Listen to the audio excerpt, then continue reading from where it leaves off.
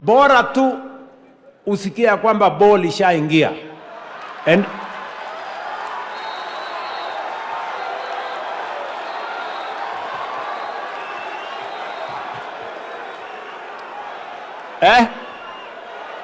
lakini sasa nyinyi niwaulize,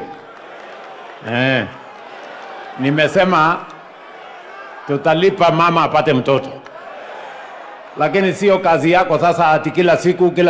Hapana, ati wewe nani wewe nani?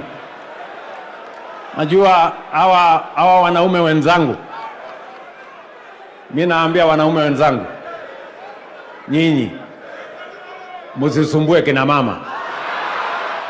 Ati unaambia mama ati si unajua ile mahali ni free, wacha sisi tuendelee. Hapana, wacha mama apumzike bwana.